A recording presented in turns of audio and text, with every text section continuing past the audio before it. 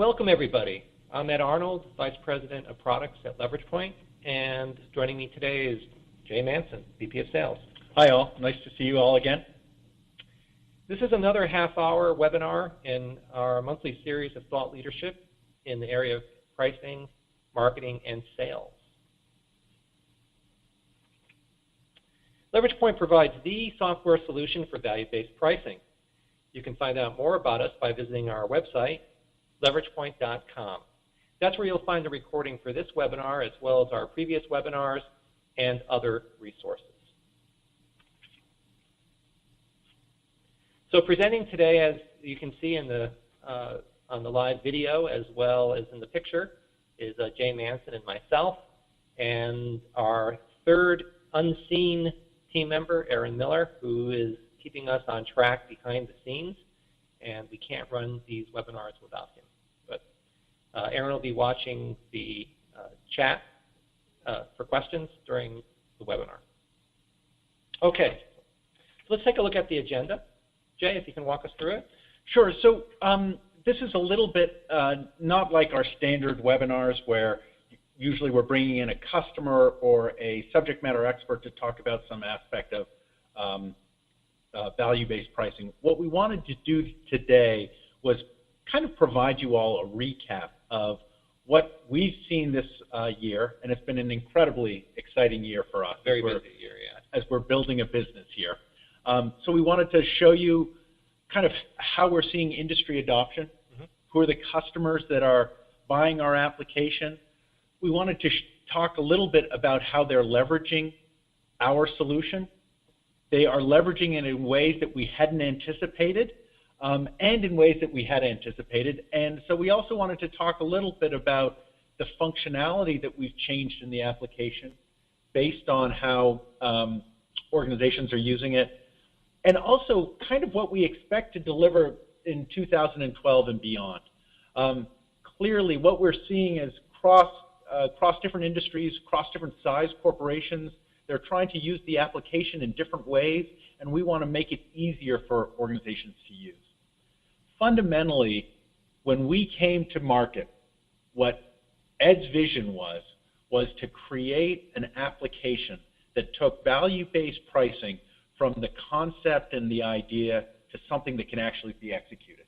And for us, part of the great excitement is seeing how people are executing it. And as always, we'll be taking questions at the end of the webinar. This is a 30-minute webinar, and so last 5 minutes or so are devoted for questions. There's a chat panel on the left-hand side of your screen. Just type the questions there. We'll put a list together, and we'll go through them at the end of the session. Thanks. Yep. Thanks. So move ahead to the next slide. Excuse me, I'm driving the mouse, so that wasn't Aaron's fault. That's Jay Manson's fault, working on the mouse. You're doing a great job, Jay. So as I said before, we have had some really exciting adoption of the application by some global leading companies. We've had a cross-section of organizations using it, from specialty process manufacturing, specialty chemicals and process manufacturing, to discrete manufacturers, industrial manufacturers like Parker Hannifin, multi-billion-dollar companies down to relatively small companies as well, using the application and getting benefit from it. And that's been really exciting to see adoption of value-based pricing and the execution of value-based pricing across these different industries has been really rewarding for us. But in conjunction with that, we've also started to establish a series of partnerships. And some of these partnerships are really rewarding. As most of you know, LeveragePoint roots came from Strategic Pricing Group that was started by Tom Nagel. And Tom, of course, is still involved with the organization, as you can see on our website. But what's fun for us is to have other thought leaders in the space who are using our application with customers, introducing us to customers, and providing additional content for our application as well. Pulling these two groups together really, to us, indicates the level of industry adoption that we're seeing going forward. And we have some of those listed on the slide there. Software pricing partners, Jim Geisman was one of our webinar presenters recently. So kind of to net this out, large corporations are using it, small corporations are using it, partners are using it to help deliver the concepts around value-based pricing, but underlying it all, the reason why we're seeing this adoption is customers are getting significant benefits by executing value-based pricing across the globe. And that's really exciting for us, really exciting for us. So one of the pieces that we wanted to talk a little bit about today was how are our customers leveraging our solution? How are they leveraging LeveragePoint? Ed loves that term, you can see on his face. So we wanted to kind of lay this out for you because the reality is a lot of our customers are using the application in ways that we hadn't anticipated. So I just wanted to provide a couple of case examples. Now, the names have been changed to protect the innocent here. So allow me a certain poetic license, if you will, as I describe these scenarios. But traditionally, when organizations think about value-based pricing, they think about value-based pricing, new product into a new marketplace, how are we going to capture the maximum price that we can? Right. And what we're seeing is, well, yes, some of our customers are using it that way. That's not the majority of the way organizations are using it. So let me just take you through a couple of quick examples. The first one is really a fascinating example, right? This is a customer of ours that is bringing out a new product to a new customer. The customer had developed a solution that was going to radically change their OEM, their customer's business. In the past, in order to coat this product, required 2 or 3 coats. Our customer had come out with a way of coating the OEM product with 1 coat.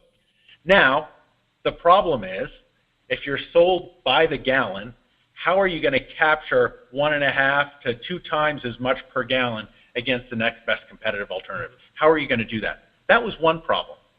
The second problem was they're coming into a new marketplace. How do I communicate clearly to that marketplace where I haven't really played before?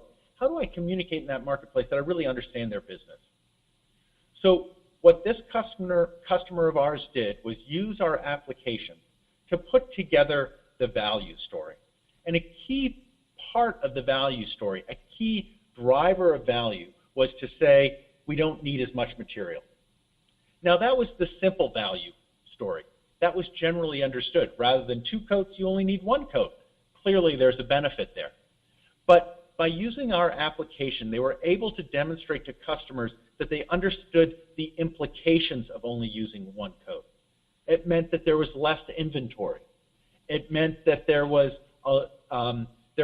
less cleanup costs. It was a relatively toxic coating that they had. So there was a lot of industrial concerns about how that gets remediated. By demonstrating they had a clear understanding of that, it really, the value discussion was more about a value of we understand your business and we also understand how we can save you money. And that had a huge impact and was hugely successful for our customer. And what's nice about that discussion is that it opened it up beyond just the procurement department, which is about, hey, less material, less cost. That's pretty obvious. But if you look at those other green bars, those value drivers, you're talking about other parts of the operation, other parts, other stakeholders, manufacturing, inventory, and aftermarket as well, because the impact of this solution carried throughout their entire value chain of their operation. So to be able to identify that, communicate it, get the customer to acknowledge it, really is a recognition of value, and was able to position them a lot better than they would have without that kind of a story. Yeah. So clearly this is one of those places where traditionally organizations go, that's where we want to do value-based pricing. But we also have customers who are using our application, selling new products to existing customers. And this is the scenario, the example that I'm showing you here is a customer of ours who is introducing a newer, higher quality and also higher priced product to their existing customers.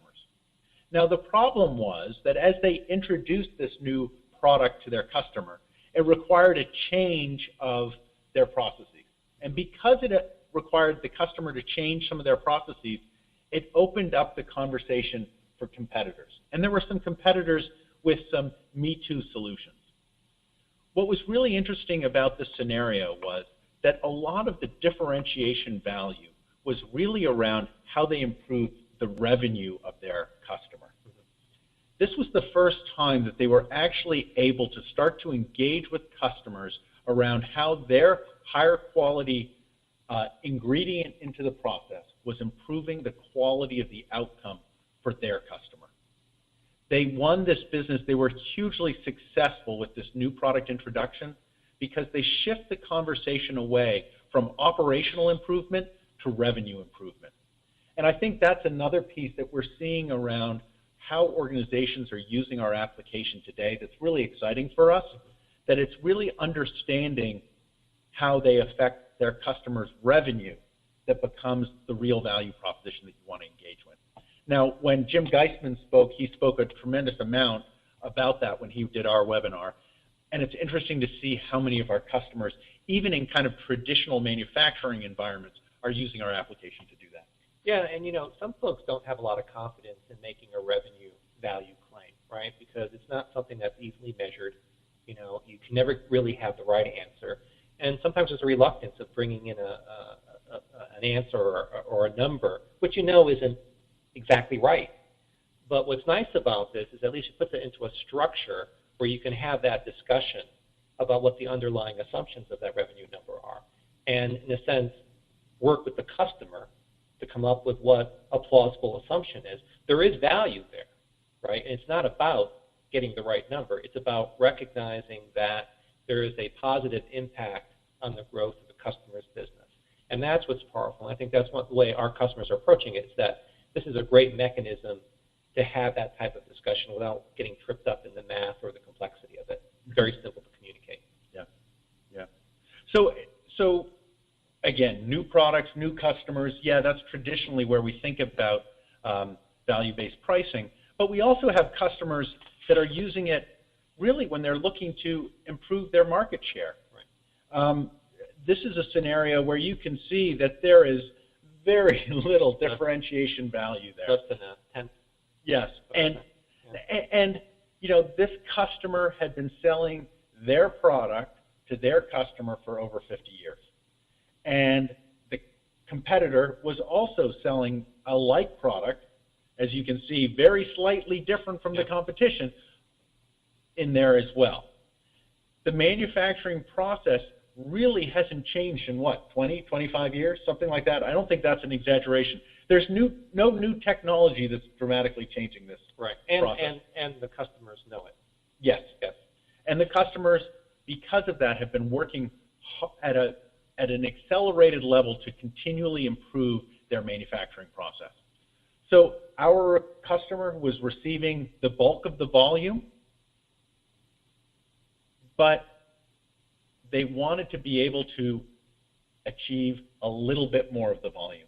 A little bit more of the volume was going to have a significant improvement on our customers' manufacturing costs. Mm-hmm. So how do you increase the volume with this customer when the value is, and I put in quotes, so well understood? And it's well understood because we know what we deliver, competitor knows what they deliver, manufacturing has put all kinds of constraints on us, they know what we deliver. Right. How do we engage in that conversation? Yeah. And what was interesting was this was about engaging in a conversation. Our customer used LeveragePoint to change the nature of the annual negotiation. What they did in this annual negotiation was say, these are the things that we do that deliver additional value to you. Now, if you don't see these as valuable, let's see whether we can't take those out from delivering them going forward. Or if you see them as being valuable, perhaps you should be purchasing more from us because they are valuable. A dramatic change to the negotiation occurred.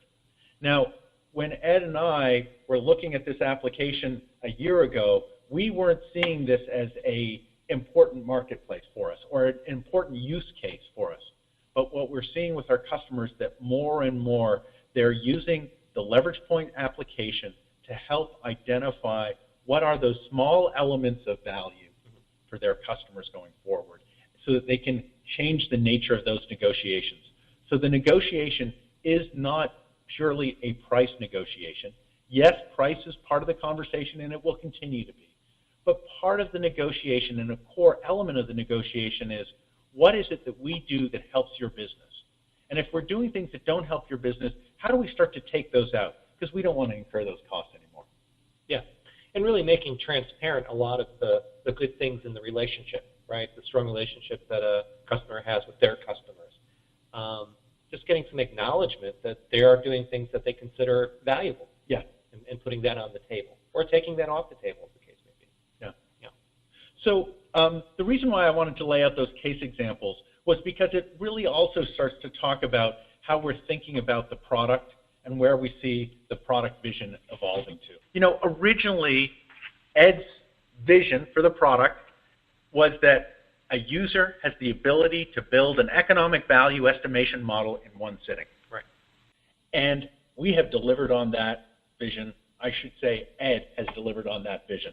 And for me, coming from my background at Strategic Pricing Group, where it would take us literally months to build economic value estimation models, to have customers in a room in 2 or 3 hours build economic value estimation models is fantastic. Tremendous accomplishment. Where that vision has evolved to, and a lot of it has evolved that way because of what our customers are asking us to do, is it's not just about creating the economic value model, but it's actually providing it in a manner so that a salesperson, a channel person, a marketing person can use that real time with the customer. Now, why is it important to be used real time with the customer? Well, because there is lots of data elements in the EVE model that you can never research. It requires the customer's opinion. I described that scenario of asking the customer where the value lives when you're going in and how do you affect their revenue. That requires a dialogue. That was a big driver to our current product vision around building a value proposition, linking price and value together, and being able to manipulate that real time with the customer. Now, in the future, where do we see the product going? If you think about the last case example that I talked about, our customer was looking at their operational efficiency. They were also considering their customer's operational efficiency. So in the future, where we see the application going is an application that allows you to model out your operational efficiency. What are the things that you do well? What are the things that differentiate you? And also, what are the value of those to the customers? So that you can start to engage in negotiations that allow you to pull those things out that don't provide value and add those things in that really do provide value. And understand it from an operational and cost perspective internally as well as externally, what's the impact of that. This natural progression has been driven not just by our customers and how the customers have used it, but also when we see different customers using the application in different ways for common purposes, it helps us start to understand the direction that we want to go. We are incredibly excited about the success that we've had year to date, but we're even more excited about what we see in the next year. As we see the customers who we're talking to now who are piloting our solution and how they're piloting our solution, it is exciting to see where this product's going and where this marketplace is going. Yeah, no, it's really exciting personally to see how the vision has evolved over the last few years. And it started off by really thinking about it from the point of view as an individual or for a small team to pretty much do one part of a process. But then to have it go pretty broad in the organization, so looking at it externally, engaging in that external communication, either through channels or sales or marketing communications, and then getting even deeper into the organization to look at it in terms of not just a value or pricing modeling system, but really a business platform. It's really what we're building here, a true business platform where people can begin to model out the impacts of their decisions. It's, you know, coming from a consulting background where a lot of this stuff is discussed in whiteboards, etc. What's nice about this is you can actually see the results anybody who's involved in the business can model. It's not just for experts. It's for managers and for doers. And then to be able to provide some of that output where people can actually execute on it is extremely exciting. So as we work with more companies, we are constantly getting more and more feedback, more and more ideas about where to take this in a whole bunch of directions. And that's one of our biggest challenges right now, is really to figure out and prioritize what things we should tackle first, because there's a lot of things that we want to do. Mm-hmm.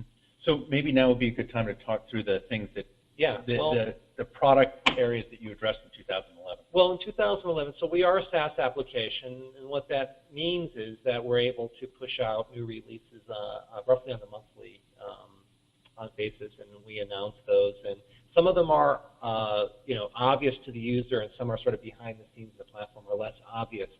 But just to highlight some of the biggest ones that we've done in this past year, and sort of the whys behind it, starting off with the improved editing, variable, and data management.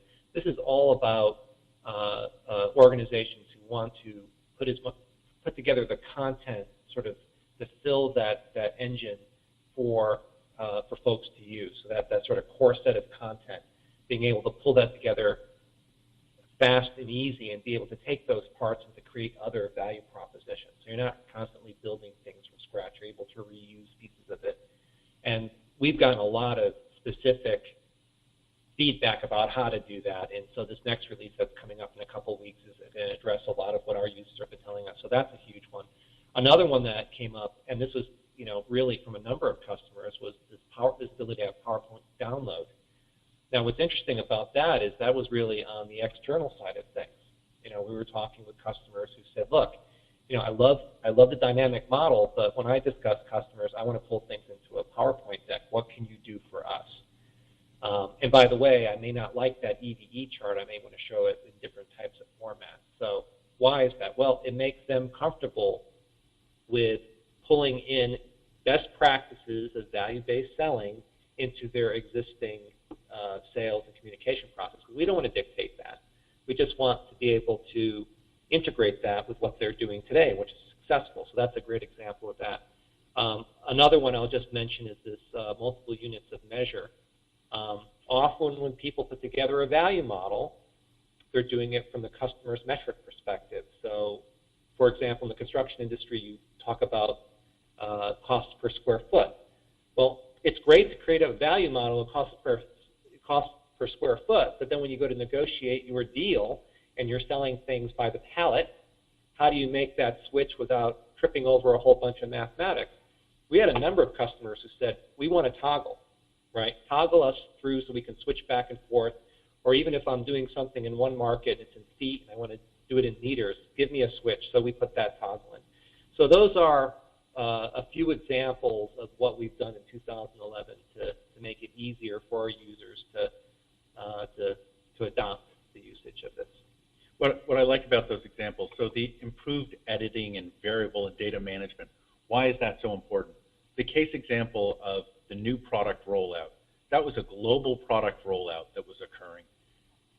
The lessons learned in the UK helped support the activity that was going on in Asia. Mm-hmm. The ability to edit and manage that data is critical to be successful around a new product, because while some of the value drivers are the same, there are differences there, and you want to be able to capture that and understand those segments. Yeah. The PowerPoint piece was because this is how people want to communicate. This is beyond how we expected they'd want to communicate. We thought it would be in a dynamic manner, but they said they wanted it this way, so we're responding to how customers are going. When we talk about units of measure, that was something that customers had come to us. But when we look at some of the things about some of the other pieces on this, some of this is us anticipating what organizations are going to need. The online collaboration was something that we anticipated was going to be something that organizations asked for us. No one asked specifically for it. When we showed that functionality, it was amazing how people responded to it. Mm-hmm. So maybe on that note, it's worth kind of talking about some of the things that we're looking to come out soon. And as a sales guy, I'm always telling Ed, soon isn't soon enough. But yeah, well, we need sooner. This is what we're working on in 2012, and these are what we call themes. number of specific features and enhancements that relate to these themes. But top on the list is what we call our sales UI customization. That's the external side of things, building on what we did with the PowerPoint, providing a lot more flexibility for using the output from the value propositions and using it in a lot of different ways, including direct to customer as well. There's a lot of excitement around just going, pushing this directly to customers. So we're working on that. The library management is just another way of pulling in the raw material, the content, features, benefits, competitive information, market data. We have a lot of that in the application right now, but it's basically to enhance that capability so that, coming out of the box, if I'm using this for the first time, I can make a lot of selections, and it, in a sense, builds a model for me as I'm building it, and eventually giving the external users a chance to kind of create their own deals using this information. Combining models is a pretty obvious one. That is to be able to mix and match different parts of value models. You can see this whole theme about making it much easier to come into the application. We said when we built the original tool of putting together the EDE in one sitting, we thought that was a big deal. But now, you'll be able to sit down and put together a whole product portfolio in one sitting. It doesn't seem to be too far away to do that. And then attachments is just another one. That will be coming relatively soon, where you can link the output of this to other material, PowerPoints, Excels, or what have you. And what's great about this is if you think about the natural progression of what happened, the initial vision was to support the generation of a value model, and it was because that was the complex problem that people were trying to solve, right, was how do I build an EVE and not have to hire a consulting company to do it and not take 2 months to do it? Because if it takes 2 months to do it, I can't do it across my product portfolio. Because we've made that easy for organizations to do now and individuals to do, now it's much more about how do I manage all the content that gets created there, and how do I make it easier to put more content in, because it becomes the central repository for an organization. So when you looked at that organization that came out with the new product into the new customer, the lessons learned there can be applied across all their other products that they can now sell into this new customer. Right. And there are lessons that are learned there, and it's about how do we take that initial model and start to create the children and the grandchildren from it. And as we do that, there's new content, and how do we manage that? Right. So what you're seeing in these themes of where we're going next, it's really about making it easier to manage hundreds of value models, and literally many of our customers have hundreds of value models that they're managing now.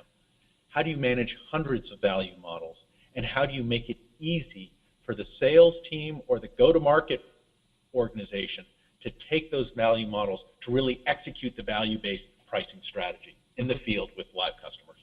So those are our big themes for 2012. There will be others, I can assure you. There will be new other things added to this list as we go through the year.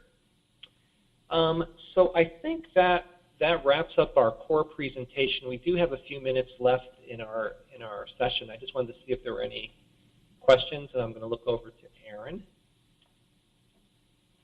And he's pulling those up on the screen, but you're not wearing my glasses, so I can't read them. Yep. Okay, so the first question is, how do we reach the thousands of small businesses out there with such a great platform? That's a great question.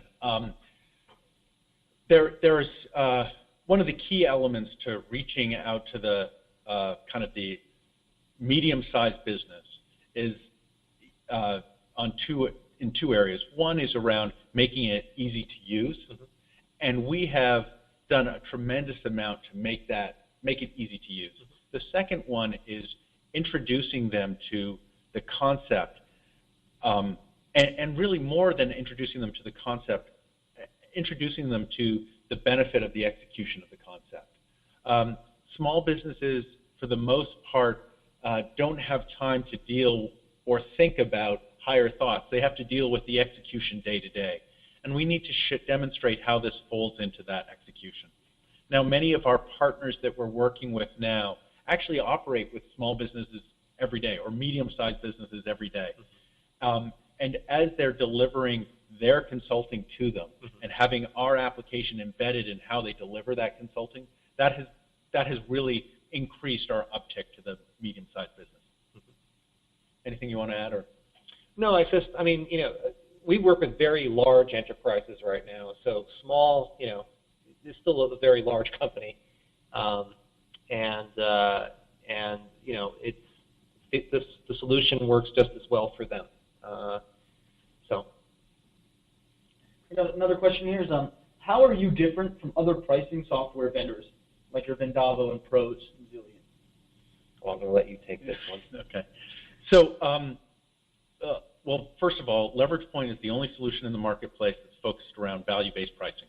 Vendavo, Pros, Zillion do not do value-based pricing. That's the first piece. Second piece is that our application operates kind of from a platform standpoint in the cloud. So it is a SaaS application. What does that mean? It means the time to implement our solution is literally days as opposed to months. We start a pilot, we have organizations using our application for business benefit in that first day. When you talk about an implementation of a Vendavo or a Pros, you're talking 7 to 8 months. So that's another piece. The second piece is that the focus of our application, and this kind of goes to the question that was before, the focus of our application is to support a collaboration between sales, marketing, operations around pricing. Common understanding of terms, common understanding of pushback, and it allows you to execute price.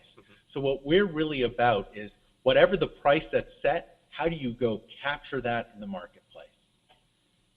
The other applications that Aaron spoke about, Vendavo, Zillion, and Pros, really are helping you with price management. They're helping you manage those prices and set guidelines as to what should be the discount level, but they're not providing specifically the rationale of tying the value proposition and the price together so you can capture it. And I'm sure there are people from Zillion, Pros, and Vendavo who are on the line will have comments around that, and I'll be glad to discuss that at any time. What I would say, though, is that many of our customers are using those applications right now and are getting significant benefit from those applications, and they're also using our application to get additional benefit as well. Yeah, they're very complementary. Yeah, I think.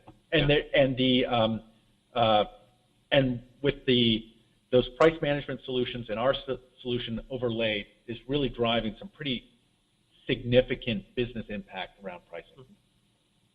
We have a question here about what kind of integration we can expect available in 2012, and one of the specific examples here is with CRM Dynamics. Well, as a sales guy, I'll tell you it's a piece of cake. Ed, how do we do it? No, we can do it. Well, CRMs are a natural integration point. It's something that we've been aware of for a while. As far as the Microsoft Dynamics goes, I mean, it's something that we're looking into right now, and haven't done it yet, but it's something that we should be able to support.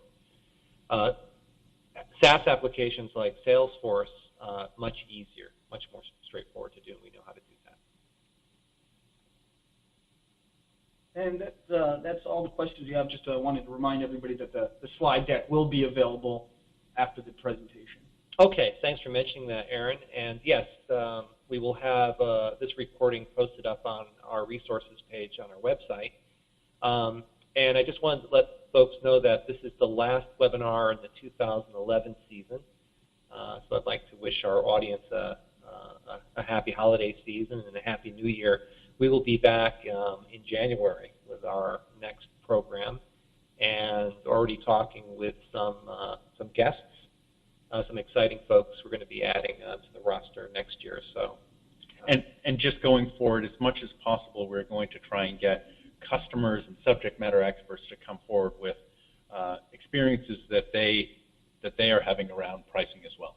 Yeah, and for those who are watching, if you have any suggestions about who you'd like to see on to present with us, let us know. So with that, we thank you again, and until next time. Happy New Year.